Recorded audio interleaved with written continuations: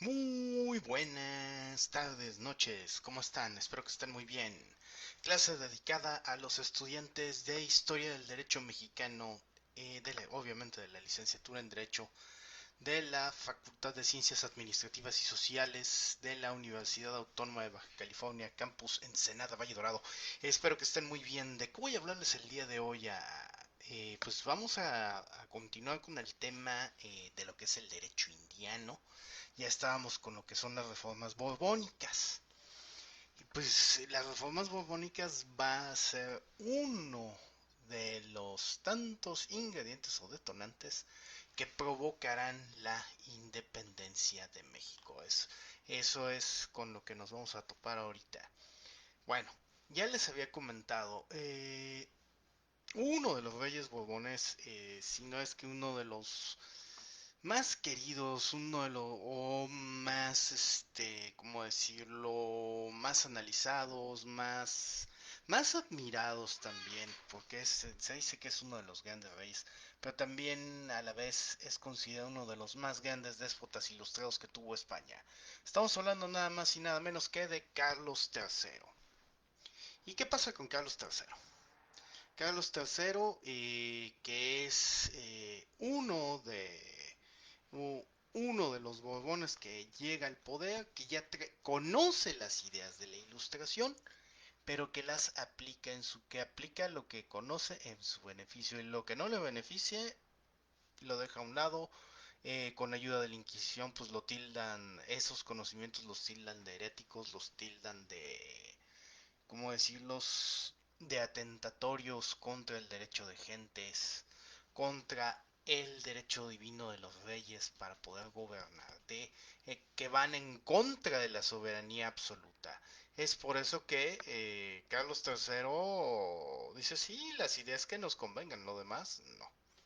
Entre las ideas que le convienen, bueno, está aquellas que se refieren a la administración del poder, a la administración de los reinos, de las riquezas, de todo lo que son los territorios en ese momento que son el Imperio Español.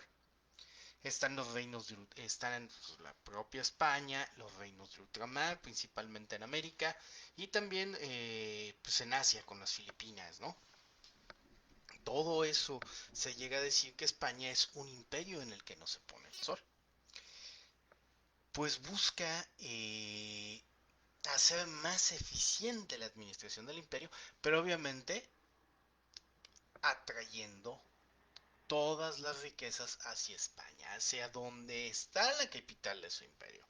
Lo demás no le importa, en cierta manera a Carlos III no le importa. Carlos III quiere restaurar la gran gloria del imperio español y uno de los se va a pelear con varios países para financiar sus guerras, obviamente. Pues se va a hacer enemigo de los ingleses, a veces de los franceses. Para financiar sus guerras, pues obviamente de dónde va a sacar dinero, pues lo va a sacar de los virreinatos, de las colonias, de donde se pueda. Ya les había platicado que pues él maneja lo que es la institución del patronato regio, pero la maneja, obviamente la va a manejar más en su beneficio que en el aspecto de acrecentar o de dar cabida a la fe o para la salvación de las almas en lo que es el cristianismo católico.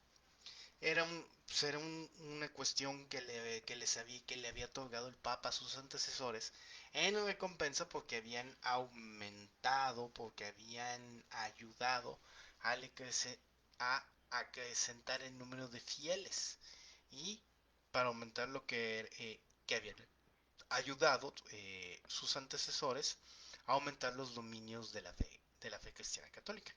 Entonces, en ese contexto, pues por eso se lleva es, este premio de administrar la iglesia. Pero no nada más es nombrar obispos o nombrar sacerdotes o checar que se puede tomar en cuenta que diga el Papa y que no, pues, por no convenir en los intereses del rey. También le va a dar rienda suelta a lo que es la administración del dinero de la iglesia.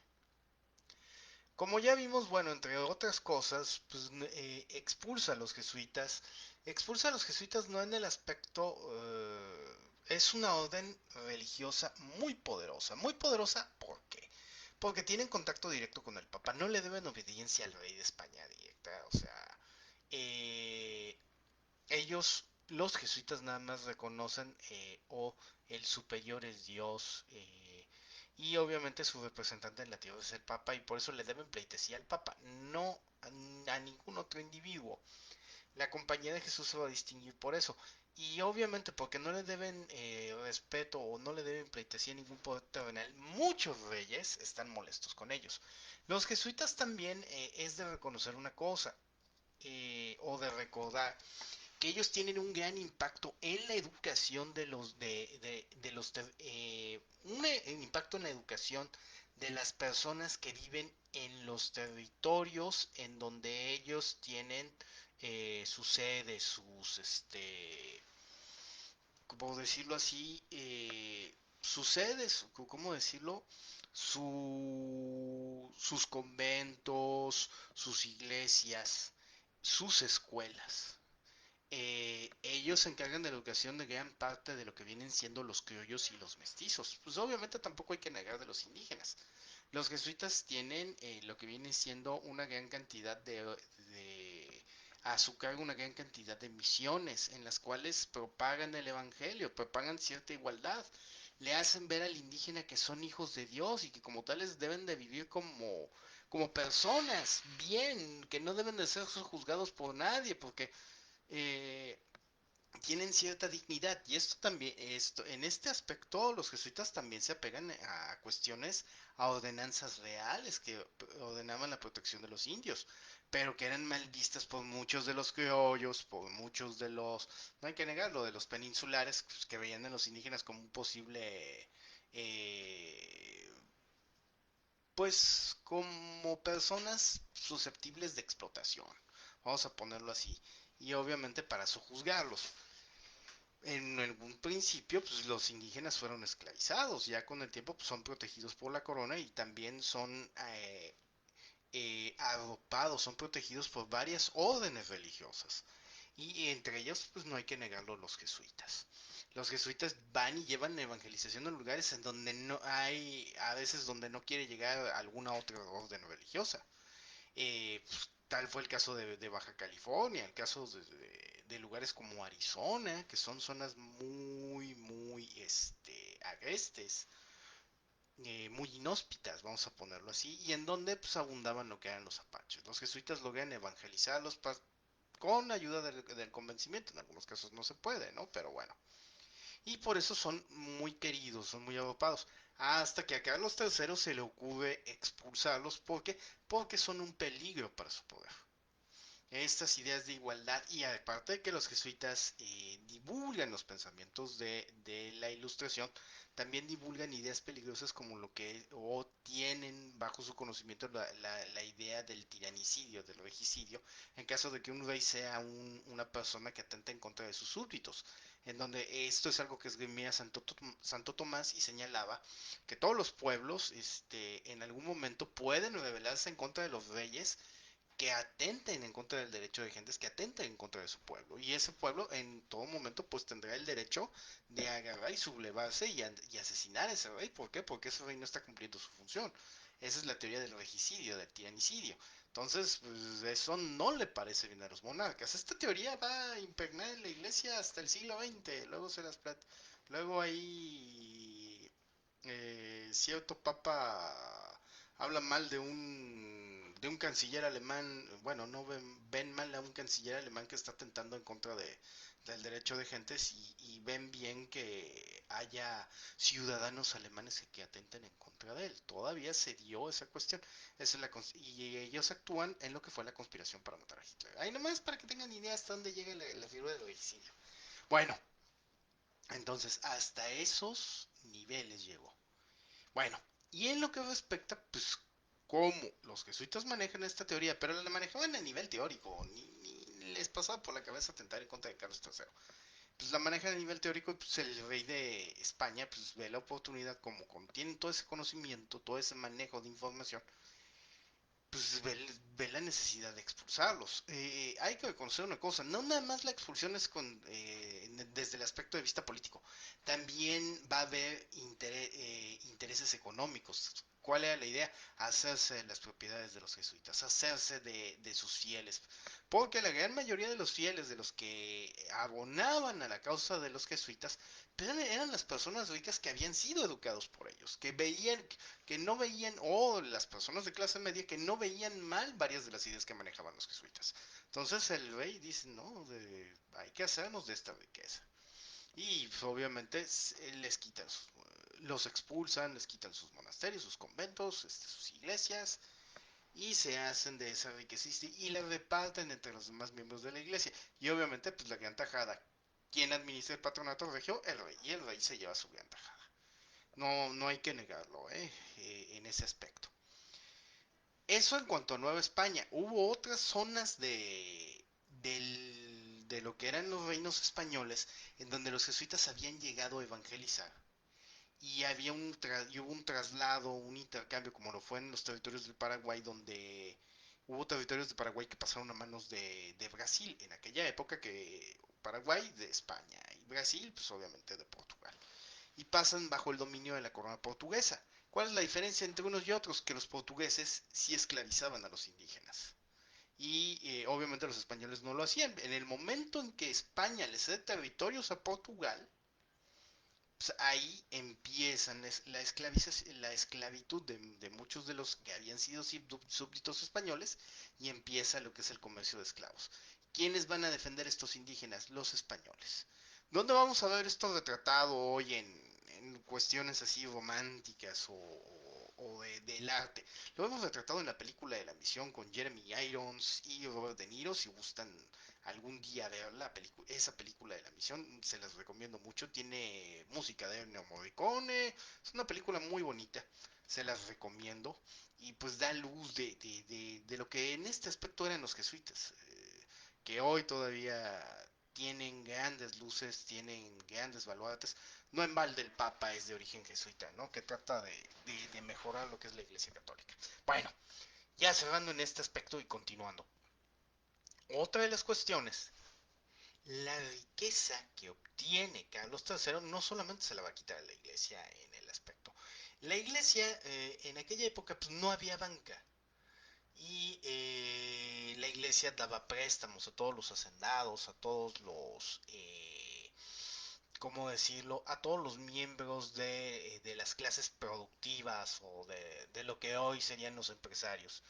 A todos los empresarios, pues si necesitaban dinero para respaldar eh, la producción, respaldar una mina,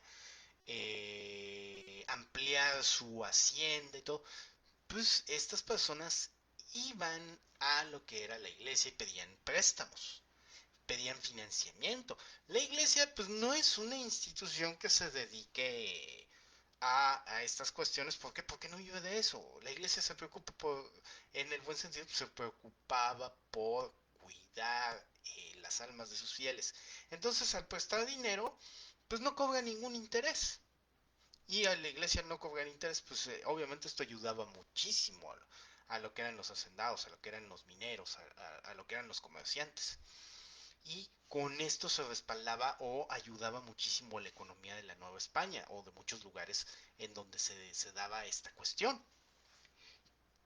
Al momento en que toma el control del patronato regio, el rey, ¿qué hace? Centraliza esta riqueza y obviamente el rey dice, pues quiero todo. Pero su majestad, tenemos dinero invertido, tenemos dinero prestado a los hacendados y está funcionando la economía de la Nueva España. Me vale, no me importa. Aquí tenemos que financiar la guerra en contra de los herejes que hablan mal de la cristiandad y que atentan en contra del poder del imperio español. Y ahí se va, agarran y cobran a muchos hacendados, a muchos de estos mineros, etcétera, etcétera. Les cobraron los créditos, les cobraron los préstamos, les cobraron sus financiamientos. Eso provocó, aparte de que les habían quitado a los jesuitas, también mestizos, también criollos, se molestan ¿Por qué? Porque les están arrebatando financiamiento. Y esto también que provoca crisis económica. Muchos hacendados tienen que ver la manera de allegarse a recursos. Y obviamente esto no les pega nada más a los hacendados, les pega a las clases pobres. ¿Ok? Y esto pues es terrible. Otra de las cuestiones, centraliza mucho lo que es la generación de los impuestos. ¿Qué hace? Bueno, antes, pues el quinto real servía para mantener los gastos de gobierno dentro del virreinato. Hay que reconocerlo, pues de ahí se llegaba su lanita el gobernador, el alcalde, también se va a llegar de su lanita el virrey, y ya lo que quedaba, y en el buen sentido, se lo mandaban al rey, pero ahora no. Ahora el rey lo está fiscalizando. O sea, centraliza más la economía, centraliza más el poder y la política. Lo poquito que podían manejar los criollos, los mestizos, se los quite. ¿Qué hace? Pone funcionarios peninsulares. En la defensa del virreinato, antes de que hubiera un ejército, viene el visitador del rey Carlos III y empiezan a revisar. Y cuando ve que nada más hay, por decirlo así, tropas regulares o tropas permanentes en lo que es San Juan de Ulúa, Cofre de Perote, la Guardia Virreinal, y si acaso algunas de las fortalezas, por ejemplo el Fuerte de Acapulco, la fortaleza del Fuerte de San Diego, valga el pleonasmo, o Campeche, que esas son las únicas guarniciones donde hay soldados permanentes, se espantan y dicen, de dónde más sacamos tropas? Ah, de las milicias, que son milicias indígenas, que son milicias de mulatos, y todo aquel que quiere entrar es llamado a las armas. Pues eso no es suficiente. ¿Cómo vamos a tener eso? Le llega el informe al rey y ¿qué decide ser el rey? Armar un ejército. Formar un ejército profesional en Nueva España. Funciones del ejército profesional en Nueva España, y ahí empieza la gran historia del ejército, los antecedentes del ejército mexicano. Ahí nomás para que sepamos, bien, ya, como tal. La finalidad, proteger el virreinato. Eso ni se niega. ¿Por qué? Porque necesitan soldados que en caso de una invasión de los ingleses llegaron a tomar Veracruz, llegan a tomar Campeche por medio de la piratería, etcétera, etcétera. Llegaron a tomar La Habana, con eso les digo todo ahí en Cuba, ¿no? Entonces, para evitar eso, pues necesitas fuerzas o soldados permanentes, necesitas una flota permanente también. Ahí lanzan barcos como el Aranzazú, la fragata Aranzazú, que se pone a patrullar el Pacífico y también a indagar que no haya invasiones de rusos en el norte, que no haya invasiones, o por el otro lado, las famosas flotas que protegen a la marina mercante, o a la que lleva todo lo que es lo que se obtiene de plata y de oro, que son atacados por piratas, pues también hay que solventar esas flotas. Bueno, todavía, y hay que armarlas mejor. Entonces todo eso se busca proteger en el virreinato. El ejército que quieren, voy a decirlo con esta palabra muy fea, lo quieren blanquear, lo quieren españolizar. ¿Por qué? Porque no le tienen confianza a las personas, a los autóctonos, no le tienen confianza ni a los mulatos, ni a los indígenas, ni a los afrodescendientes, no le tienen confianza a nadie que no sea español, que no sea de la península. Si acaso a los criollos medio les tienen confianza, pero ni a ellos, o sea, buscan centralizar eso. Porque quieren supuestamente tropas que le sean leales al rey. Y un mulato no, ellos no ven a los mulatos como leales al rey. Aunque lo fueran, ¿no? O sea, ellos, en esta parte sí hay que reconocer, muchos de los peninsulares son racistas. Y también ese condenado racismo que seguimos teniendo hasta hoy en día en el siglo XXI, no nos hagamos patos. Ese racismo que domina a los mexicanos, o que nos hace tratarnos mal entre nosotros. Pero bueno, en esta cuestión, ¿qué hacen? Bueno, buscan reclutar gente en España. Muy pocos quieren venir a América, es la verdad. Consiguen muy pocos. Lo que hacen aquí en América, empiezan a reclutar, a levantar leva de aquellos que son criollos, si acaso un mestizo, porque sea bien blanquito.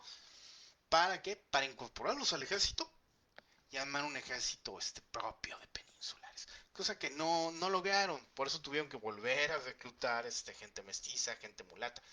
¿Por qué? Porque el ejército necesitabas armarlo. necesitabas tener una manera de cómo defender el reino, en este caso la Nueva España. Y bueno, como pudieron, pero lo armaron. ¿Cuál era la finalidad? Aparte de defender el virreinato, la idea era socavar posibles rebeliones. Era el gran miedo que tuvo Carlos III y que después tuvo su hijo que no fue de grandes luces, Carlos IV. Bueno, esos eran los grandes miedos de los monarcas españoles. ¿Qué más pasó o qué más hicieron? Pues en este aspecto agarraron y también a la manera en que fueron centralizando el gobierno y las decisiones, mandaban funcionarios peninsulares a los puestos, en su mayoría que los ocuparan, si no es que todos, gentes de origen peninsular, de origen español, que no fueran criollos, que no fueran mestizos, eso era lo que querían. Los puestos clave, pues obviamente en el puesto de virrey, el puesto de, los puestos en la Real Audiencia, y ya, ¿qué les dejaban a los criollos para que supuestamente no estuvieran tan descontentos? Los cabildos, el ser corregidor, el alcalde de uno. Porque ahí sí, ni modo, tienes que poner a alguien que conozca la situación local en ese aspecto. Otras cuestiones fueron en el aspecto de anteriormente lo que fueron las encomiendas. Eso fue muchísimo antes de los Borbones, pero ¿qué fueron haciendo los reyes? eh, las encomiendas desaparecían en la quinta generación. ¿Qué les gusta? O sea, una generación pues, que 20 años, a lo mucho, que te dura una persona 40 años, bueno, pues, 5 generaciones. A lo mucho, ya para el siglo XVII, pues ya se habían extinguido, ya habían muerto los herederos de las encomiendas. ¿Qué quedaban? ¿Qué les das a cambio a esos descendientes de los encomenderos? Les empezaron a dar títulos de nobleza. Y obviamente ya con esos títulos de nobleza pues ya se defendían. ¿Y qué buscaban estos descendientes? Buscaban una mejor posición social, un mejor ingreso, que se perdía en el momento en que desaparecía la encomienda. Otra de las cuestiones, la institución del mayorazgo ya con las reformas borbónicas se busca desaparecerla. ¿Por qué? Porque el hijo mayor, ¿qué procuraba esto? Y que también quiere desaparecer el rey, lo que es la concentración de la riqueza. La concentración de la riqueza nada más va a quedar en unas cuantas manos. ¿En manos de quién? Del hijo mayor, del hombre mayor de la familia. Si el hombre mayor, si tenía hermanos, pues este hijo mayor, con la figura del mayorazgo, era el que se quedaba con la herencia y a los demás hermanos, pues ¿qué buscaban? Les buscaban trabajos, oficios. ¿Cuáles eran los mejores trabajos? Bueno, o te ibas de cura o te ibas de militar. Cualquiera de las dos y ya hacías algo de fortuna, ¿no? Y ya con eso pues dabas tu herencia. Pero, o a las hijas buscaban casarlas, porque también aquí se aplicaba lo que era la ley sálica, en el aspecto de las herencias. Las hijas solamente pueden heredar siempre y cuando estén casadas o sean viudas. Solo así podrán heredar y que el marido les ayude en la administración de su riqueza, de sus fortunas. Solo así. O sea, la mujer, perdón, la mujer que, ¿cómo decirlo? Es relegada, o sea, se les conoce este derecho a la herencia, pues obviamente pues, todo por estas leyes que vienen des- desde los bárbaros, obviamente para ser más precisos los francos, ¿no? Que son los que lanzan la ley sálica. Bueno, todo esto es con lo que nos vamos topando. En algunos aspectos sí son buenas las reformas borbónicas, pero en otros sí llegan a ser nefastas y van provocando, van sembrando lo que va a ser eh, la inquietud por la independencia. Los criollos y los mestizos llega un momento en que tratan de identificarse con lo que hay en esta tierra, ¿no? Con lo que hay en Nueva España en ese momento. Y pues dicen, bueno, voy a identificarme con los aztecas, con los con los purépechas, con los totonacas, con las grandes culturas que hubo aquí. Pero dicen, es que yo no soy esto. Y tratan de identificarse con sus raíces españolas, con los caballeros, con la herencia del Miocid. Y se ven, es que tampoco soy esto. Y se dan cuenta de que son algo nuevo. son una nueva nación, se da lo que es el denominado fenómeno del criollismo. Empieza en esta época, poco antes de la expulsión de los jesuitas, un tiempo antes, los jesuitas hacen estudios de historia y todo.